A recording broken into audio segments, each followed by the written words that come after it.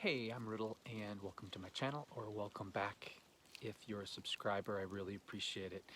So today's topic, so one of the things that annoys me the most about the information age right now in YouTube is that every jerk has an opinion. And if it's not bad enough if the YouTuber, like myself, is giving just an opinion to stir up more angst amongst the world, but the comments, people have these one-sided comments, but no one ever or rarely has the intelligence or the foresight to work on a solution.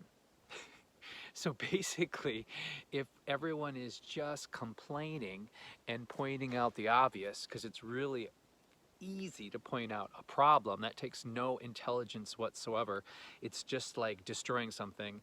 It takes nothing, no intelligence and no special ability to destroy something, but it does take something special and intelligence to come up with solutions.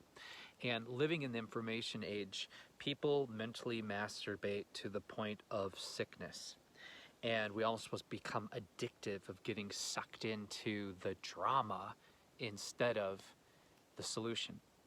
Now, my spouse is Chinese, and one of the things that my spouse brought to the table in our relationship was this concept, this ancient concept from China, that all the energy goes into the solution and not the problem. And what's amazing is when some shit goes down in our lives, and instead of getting all American about it, all dramatic, and putting all that energy into that weird entitlement or that victimization thing, all the energy is focused on fixing the problem. The problem in general goes away rather quickly, or it at least allows you to feel more empowered because you're focused on the solution and not the problem. That being said, I want to talk to you people about California's homeless crisis, because everyone has this opinion that, oh, it's those liberals, it's a Democratic hellhole, it's all the Democrats' problem, look at what those assholes have done. Well, let me tell you something. Do you live in California? It's just like people who have an opinion about politics in another country that they've never been to, or they have this great opinion on socialized medicine and they don't even know what socialized medicine is, or they've never even talked to or had a friend from a country who actually benefits from socialized medicine. I find this incredibly annoying that people, and especially Americans, can have this locked up, this iron tight opinion on something that they know nothing about, and they haven't taken the time to research it. Like, you don't have to be an academic, you don't have to have a college education to take some time to do a little research before you spew your opinion, because you just look like an idiot when if someone calls you out on it. And it's to your benefit if they do, because hopefully you're open-minded enough and you're not truly ignorant and you actually learn something, or you can actually defend your position because you've done the research or had a life experience that supports and backs up your opinion or your experience. There's differences, right? California's homeless crisis. I will share with you what I have experienced and what I know as fact about California's homeless crisis. Now, first of all, we have to go way, way, way back to the Reagan era, where the mental institutions were closed. When the mental institutions were all closed, all the people who couldn't care for themselves, all the people that were too mentally unstable for their family to care for them, released out into the world, and that was the end of that. That was the beginning of a huge start to the homeless crisis here in America. Not in California, in America. Number two, we have a very polarized economy anymore. More and more, things have been put into place, and you have your rich and you have your poor. And the middle class is dwindling for many reasons, but I'm not going to go into that in this video. But you're seeing more and more of this of the haves and the have-nots, which isn't America. America, the whole heart of America, the whole dream of America has been the middle class. And the whole democracy of America was built on unions and the middle class and the working class and the working poor.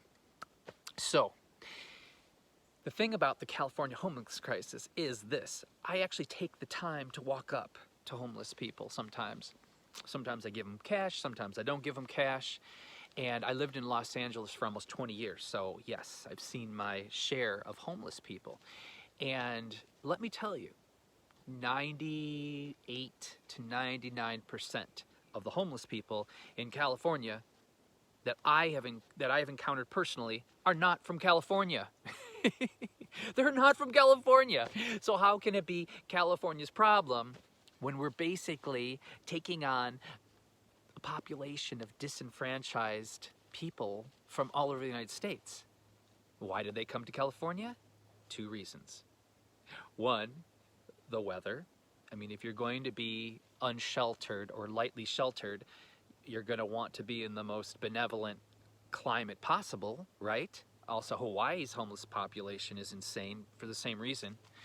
And the second reason is Californians are some of the most generous, kind people you'll ever encounter. Philanthropy and wealth in California are kind of the cornerstones of who we are as a people. You know, I have encountered such kindness and such generosity living in California. And, you know, if California were to break away from the other states, California would be one of the wealthiest countries in the world. Some of the biggest innovators are here. Some of the most creative and most intelligent people and wealthiest people in the world, let alone the nation, are in California. So go ahead and hate on California all you want. Sounds a little jealous to me. If you think you're so great, see if you can make it in California. That being said, when I moved to California, I wasn't addicted. I wasn't a runaway. I wasn't a veteran, a disenfranchised veteran.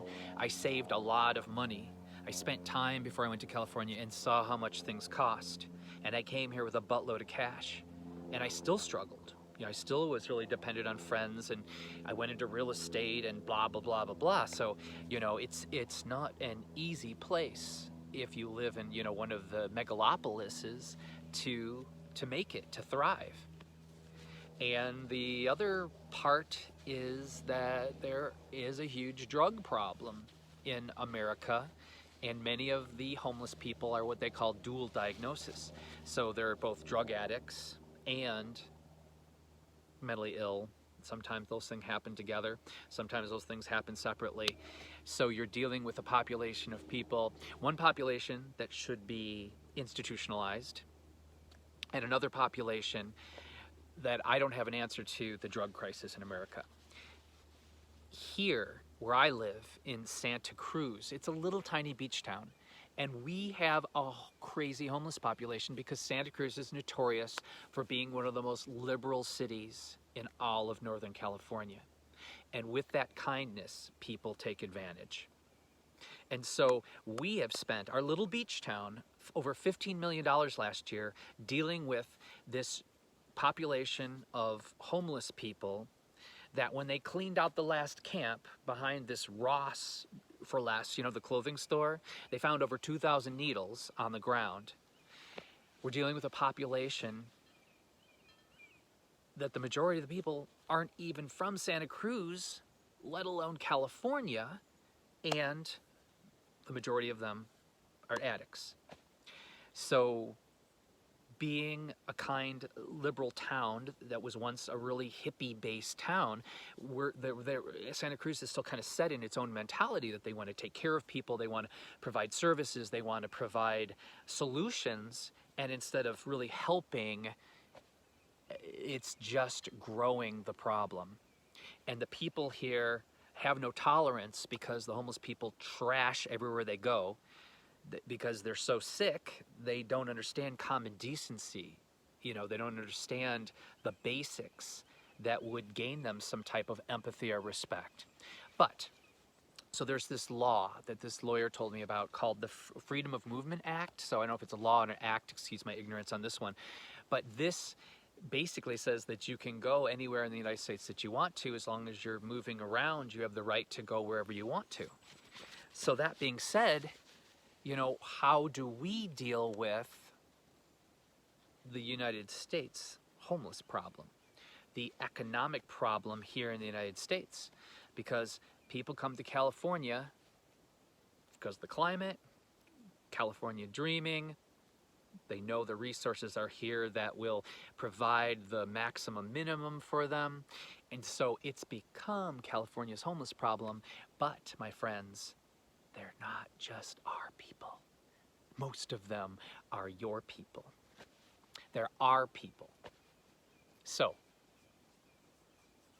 what are the solutions? As I babbled in the beginning of this video, I think the solutions have to be kind of harsh. I think some things have to change. But the thing is that's scary about when things change, and as people are always ripping on liberal stances, liberal laws, you chance rights to being taken away. So let's say that we had to alter or change this Freedom of Movement Act in order to take these people and move them back to their place of birth, because they're basically migrants from their own country. Let's say we have to move them back to their own hometown, back to their families. Changing a law like the Freedom of Movement Act could affect all of us in a weird negative way, because you'll never know how that may be used to control us or to our detriment in the future. I think that more energy should be put into bringing back a more functional, more benevolent form of institutions, mental institutions. I believe that the Veterans Administration should step up and take care of their people, because they sell these people going to the military this bullshit that they're heroes and they're going to have this health care and be provided for their entire lives. And anyone who's had to deal with the Veterans Administration knows how crazy it is and how dysfunctional it is. So there's no reason there should be any homeless veterans. Next, I think we need to, instead of dumping in 15 billions, millions, hundreds of millions of dollars into this addicted homeless population, we should be putting that money in supporting the working poor. Because in supporting the working poor, if you catch them before they fall off the rung, then you're not going to have a homeless situation. And I think that there should be services right now, especially in this fragile economy, for the working poor. And I'm not talking about welfare. I'm talking about people that are working their asses off, who have children or don't have children, that are doing their best, but sometimes need a little help. You know, not everybody, this is the thing, because I have a nephew, and I'm not saying he's not a hardworking kid, but he was an only child, and he's never seen any kind of difficulties in his life. And in his mind, you know, he has a very kind of conservative view of society, and he thinks everybody has equal intelligence and everybody has the same opportunities, and everybody, you know, so because he did it, not that he ever had to do it alone, because he always had his parents backing up, that everyone, anyone, just because you're in America, can do it. But let me tell you this, the idea that we are all born equal is untrue, because we're not all born with the same intelligence, we're not all born with the same emotional constitution. And what's wrong with someone wanting, like my grandmother, to have a simple life and just serve coffee at a diner until the day she dies or goes into retirement? But the fact is, our country, the economics are so out of control that these kids can't even grow up anymore. They can't even experience what it's like to be young adults. You know, when I was 19, 20, 30, you could afford a one-bedroom apartment on a minimum wage job. Now you have to live at home with your parents, you know, until you die or until you're in your 40s. And often a college education doesn't even solidify that you're going to be able to, you know, get into a market and afford to buy a house and grow up. So the California homeless crisis is bullshit. It is a national issue. And of course, if you know anything, if you have any passion about this, if you're, you know, want to contribute to the solution or, you know, adding to the dialogue of getting closer to the solution, you know that it's not just California, it's all over the nation now that we have this population, homeless population. And I don't know if you remember this or not, but when I was a kid, even back in the 70s, 60s, and 70s, you know, for Halloween, we would be hobos. And that was like a really funny Halloween costume. We didn't know what a hobo was. I think we thought it was like a kind of a clown or something. And they just looked kind of funny and cool. And, you know, you got to carry this sack. And anyways, and kind of dirty. Very un-PC now, but back then, you know, you could, you know, go in blackface or be an Indian or whatever on Halloween. Things weren't so uptight, so conscious, if you want to take that side of it. But what you're seeing now for the first time since the Great Depression, and this is another thing that people aren't thinking about, is this massive population of disenfranchised people, this giant hobo population. And no one's saying that we're in a depression or a recession. Everyone just sees, you know, they're blaming and blaming and blaming, and they're seeing the effect, but no one is really trying to address the cause. What is the cause? Why do we suddenly have this huge population of homeless people that can't seem to get their way back in society like we did during the Great Depression? Something to think about. So I'm going to end my video with that. Feel free to leave your comments. Try to keep them intelligent. And unlike most YouTubers, I do respond to my videos. I get really annoyed when I, you know, try to talk to people that have made videos and basically debate them or give them another idea about the video they've made, and they have no response whatsoever.